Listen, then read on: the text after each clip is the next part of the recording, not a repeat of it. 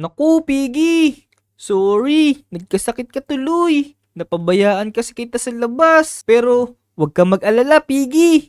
Gagaling ka na ngayon kasi nandito ka na sa veterinary. Mga ilang araw lang siguro makakalabas ka na rin dito. Kaya huwag ka nang kakain ng kung ano-ano ha, para hindi sumasakit yung tiyan mo. Pero wait lang, Piggy. Dito ka na muna. Magpahinga ka na muna dun sa may kama. Kasi hahanapin ko si Doktora. Nandito na kaya si Doktora? Kanina pa umalis yun ah. Tingnan natin baka nandito na si Doktora. Uy! Dok! Nandito ka na po pala. Oo, kakarating ko nga lang kasi sobrang traffic ngayon eh. Dok! Doktora! Kamusta naman po ba si Piggy? Gagaling pa po ba siya? Nako, Vic, huwag ka mag-alala.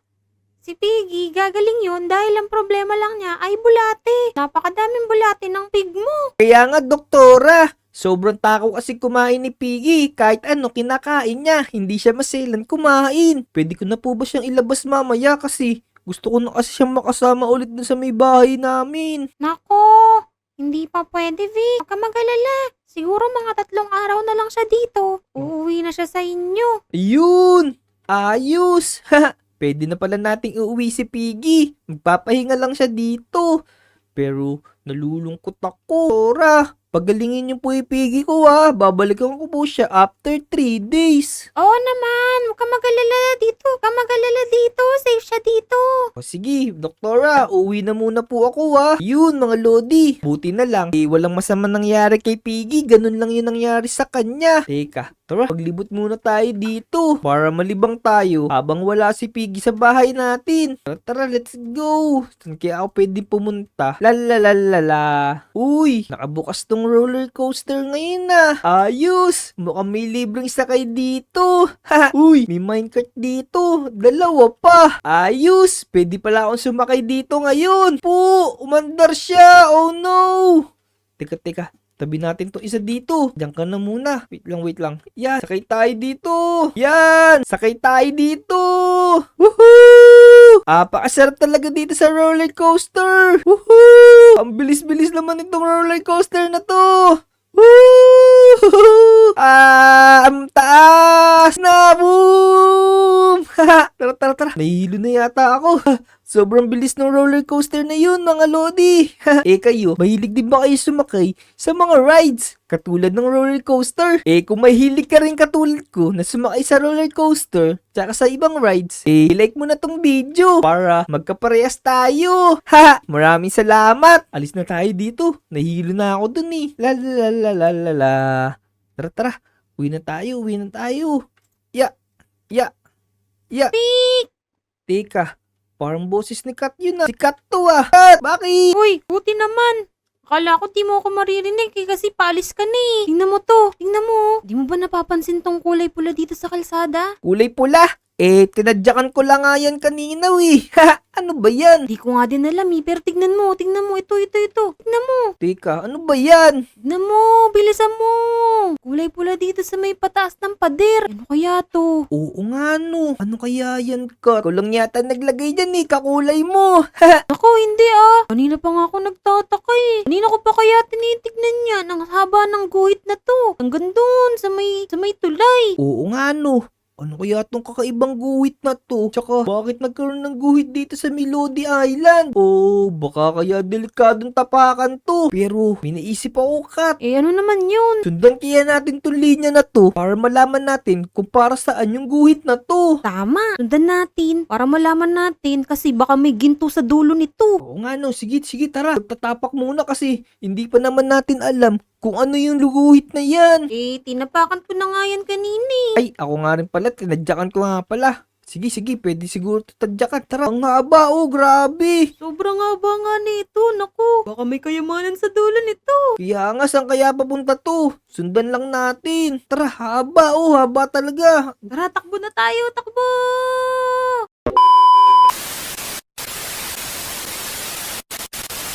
Parang ang layo pa nitong linya na to. Parang dire-diretso pa siya hanggang doon sa bahay ng mga villagers. Kaya nga, Vicky. Naku, napapagod na ako. Kanina pa tayo naglalakad. Nako, hindi na tayo pwede sumuko. Malayo na yung napuntahan natin eh. Diretsuhin na natin to. Ano pa nga ba? Nandito na tayo eh. Tara, Dito, tara. Sunod ka sa akin, dito ka dumaan, huwag ka dyan. Punta tayo dito sa mga bahay ng mga villagers na to. Itanong natin para saan yung linya na to. Di kaya may red carpet dito mamaya. Baka may padadating na artista. Oo nga no. Pero sobrang haba naman yan. Baka hindi yan red carpet. Ah, ganun ba? Tara na, katukin na natin yung mga bahay-bahay dyan. Sige, tara dito. Tao po. Tao po. Naku, walang tao dito. Dito, baka may tao dito. Tao po, tao po. Kat, walang tao dito. Dito din, walang tao. Teka, nasan kaya yung mga villagers? Ba't walang mga tao dito? Oh, wala din tao pala dito. Saan kaya sila napunta? Kaya nga. Alam ko na, dito sa may kabila. Tignan mo, Kat, ang dami dito mga villagers. Oo nga no, ang dami nila dyan. Tsaka tingnan mo, may hawak silang mga red wool. Sila yata yung gumagawa nitong linyang mahaba na to. Teka, tara, dun muna tayo sa may gilid, mag-usap muna tayo. Parang masama yung kutob ko. Hindi ka ba nagtataka kung bakit meron linya dito? Tapos, bakit kaya nandun lang sila sa may isang side? Ba nakita ko nga yan kanina, kaya gusto kong alamin kung bakit may linyang ganyan kahaba.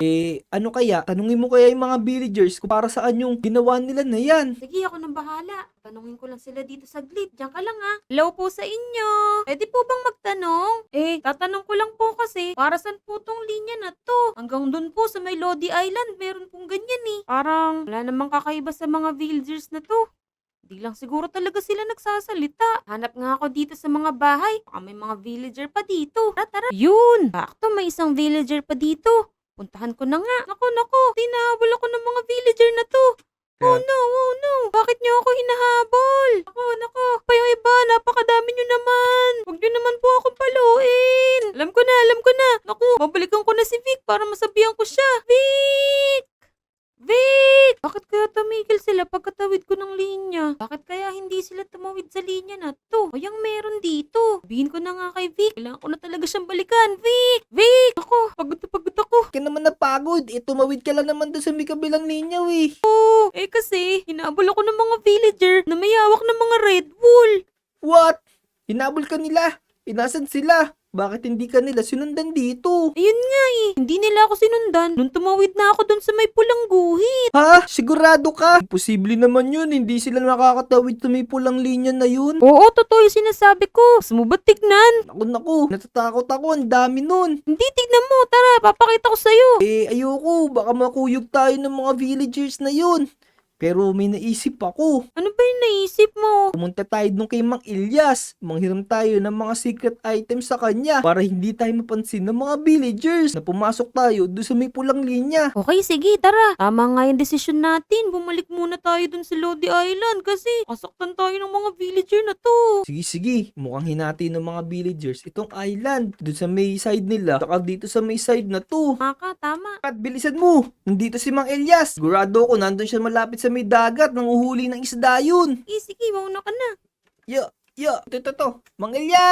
Mang Ilyas! Oy, teka, sino to? Uy, si Vic pala to tsaka si Kat. Oh, anong kailangan niyo sa akin? May kukwento po kami sa inyo ni Kat. Yung mga kapwa niyo mga villager, hinati po sa dalawa. Itong Lodi Island, tsaka yung mga village nila. What? Teka, Hindi normal sa mga villager yun Bakit hinati ng mga kapwa ko villager yung island? Yun nga po yung nakakapagtaka, Mang Ilyas Kasi, doon sa may kabilang side, hindi pumupunta yung mga villagers. Tapos, pag pumasok ka doon sa may lugar ng mga hinati nila, si Kat po kanina, pumasok siya doon sa may kalahati. Tapos, ang sabi ni Kat, hinabol daw siya, tapos pinagpapalo daw siya ng red wool. Oo, Mang Elias, tama po yun. Pinalo po nila ako kanina. nalo ka nila. Uh-oh.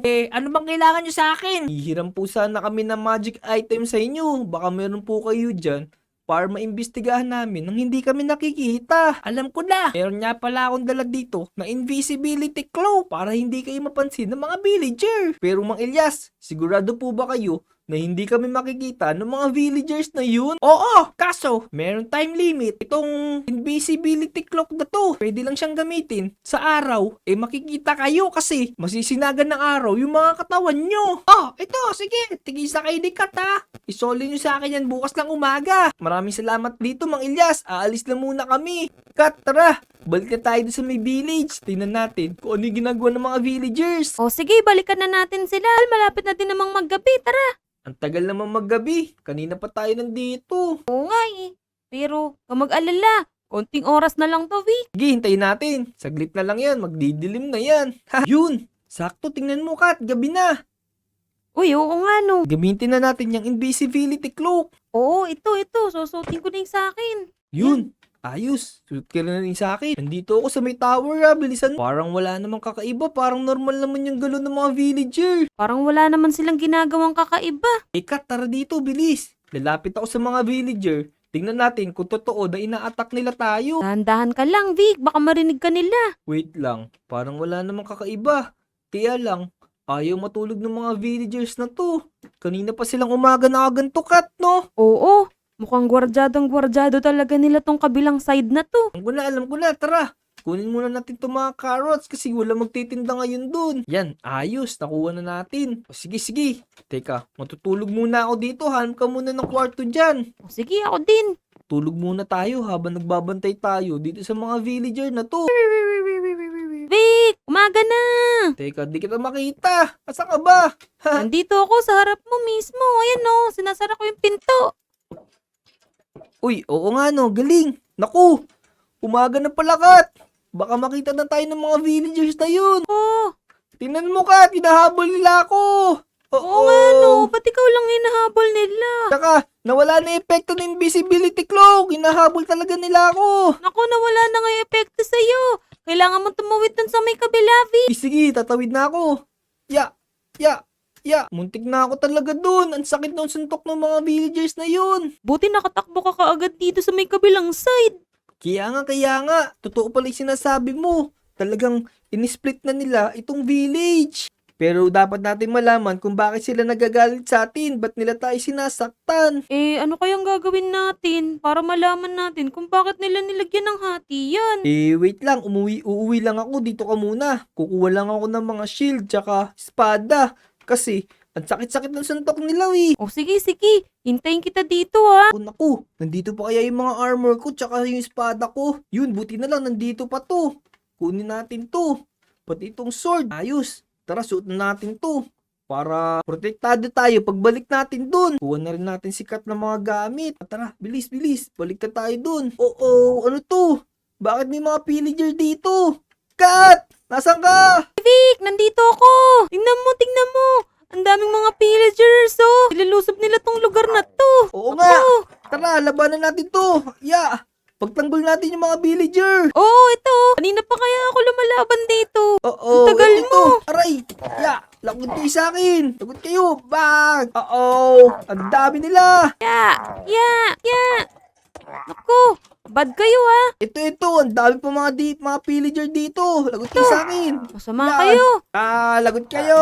Kayo pala yung mga sumusugod dito. Kaya pala nagagalit sa amin yung mga villagers, ha. Oo Lagot nga. talaga isa akin. Mga masasama pala kayo ha. Naku, ang dami rin pala humahabol sa'yo. Sige, kaya natin yan. Lagot sa atin yung mga villager na to. Lagot kayo sa amin. Boom. Kayo sa amin ngayon. Boom. Ayos. Kat, ang dami mo ng pana sa katawan. Uy, ikaw din. Ayun o, nagmukha na tayong chicken. Oo nga, naku, ano ba yan? Pero wait lang, wala na yata yung mga villagers, ha. Naubos na yata natin. Uy, Vic, may villager dyan sa likod mo. Ay, sorry nga pala. Kasi, ang akala namin, kasabwat nyo yung mga pillagers. Kaya hinati namin tong world sa dalawa. Hindi po namin kakampi yung mga pillagers na yun. Kalaban po namin yun. Oo nga po. Kaaway din po namin yung mga villager na yun. Kasi lagi po sila nananakit ng mga tao. Kaya nga. Pasensya na nga pala. Kung hinati namin yung mundo. Tsaka maraming salamat nga pala. Napagtanggol nyo itong village namin. Naalis nyo yung mga pillager. Walang anuman po yung Mr. Pillager. Kami po bahala sa inyo no mga kaibigan ko. Ipagtatanggol po namin lahat ng mga tao dito. Oo, aalisin na namin yun. Sige. Mag-iingat kayo pa uwi Baka may makasalubong pa kayo ng mga kalaban. Ay, oo nga. Tara, Kat. Kailangan na natin bumalik sa Lodi Island. Gabi na kasi. Uy, Vic, tignan mo. Parang wala na ata yung red line dito. Oo nga. Kanina pa tayo takbo ng takbo. Wala na akong nakikita na pulang guhit. Mukhang tinupad na nila yung pangako nila sa atin na tatanggalin nila yung red line. Kaya nga. Pero tingnan natin doon sa may dulo. Baka meron pa naiwan dito. Oo nga, tara, punta pupuntahan natin? So ayun, nalaman na rin natin kung bakit nagkaroon ng pulang guhit. At siguro hanggang dito na lang muna tong video na to, Kat. Gabi na din eh. Magpahinga na tayo. Kaya nga, bago tayo, kaya magpaalam na tayo sa mga Lodi. So yun, mga Lodi, kung umabot kayo hanggang dito sa dulo ng video, make sure na i-like nyo itong video. Tapos, mag-subscribe na nga rin pala kayo kung hindi pa kayo nakasubscribe. Hanggang sa susunod na episode, mga Lodi. Bye-bye! Let's go! Let's go! Subscribe!